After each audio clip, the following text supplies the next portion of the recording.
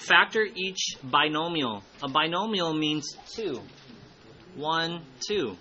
Using the sum and difference of perfect cubes formula. Now, you guys know that in this box right here, I'm not going to tell you that extra tip or clue.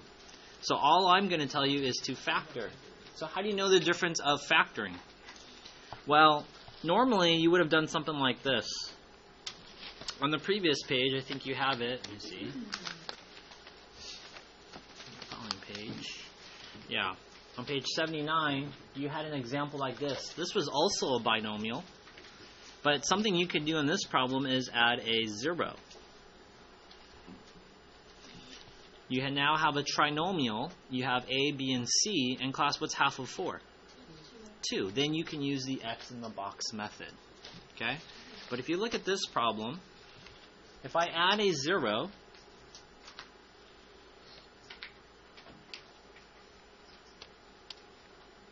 I have a trinomial, A, B, and C. Class, what's half of 3? 1.5. Class is at 1.5. So this means you can't use Xbox.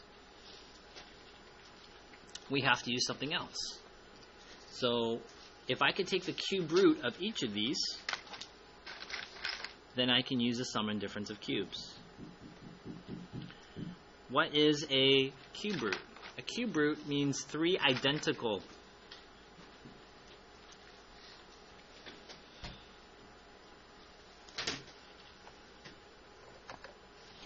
Something to the third power will equal x to the third. That is going to be x.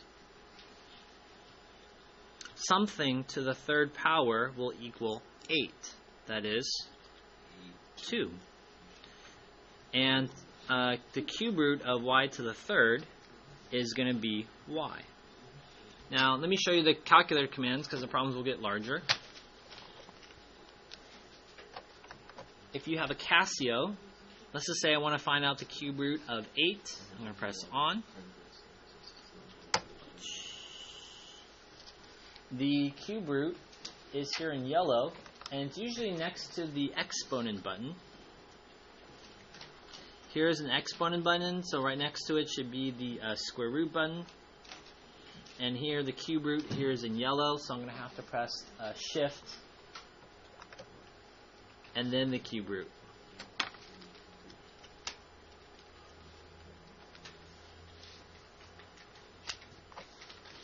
And then you get an answer of 2.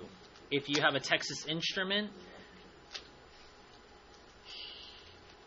you have the cube root of an x. You have to press the 3 first. Then the cube root has a little x in it, and then you would type in your number. Alright, so that's the first step, getting the cube root. The second step is to get a and b. So, this is your a value, and this is your b value. A is going to be x, and b is going to be 2y in this problem. The next thing I need to do is write down the formula. So which formula do I choose? Well, just look at the math operation. In this formula, you have a minus sign, and this one is a minus sign. So I'm going to write down this formula. A minus b, a squared plus ab plus b squared. Now, some of you guys have still been fighting me. Why do I have to write down the formula every single problem? Well, last period I got up and checked 2 students' papers, just the first 2, and the first 2 got it wrong is because they didn't write down the formula. It's as simple as that. After we write down the formula, what are we going to do next, class? We're going to do a substitution.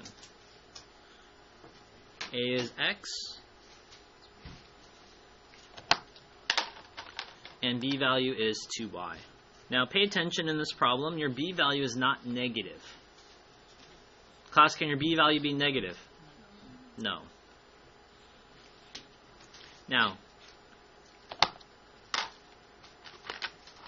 every substitution you're going to use, you should be using a parentheses. That was the second mistake students were making last period. My a value is x. My b value is 2y. My a value is x. My a value is x. My b value is 2y. And my b value is 2y. And this problem has squared. So I found the cube root. I find my a and b. I write down the formula. I'm going to do the substitution. Now I'm going to simplify. I have x minus 2y. I don't need all those parentheses anymore. Class, what is x squared? X squared. X times 2y. They like to write the numbers first, so this is going to be a positive expression. Then they write the letters alphabetical.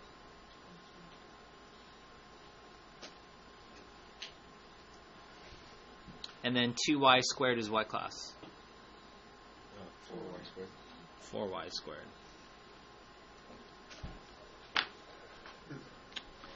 Now, some students will ask, can I factor this one again by using Xbox method? This part here will be prime, and this will be your answer.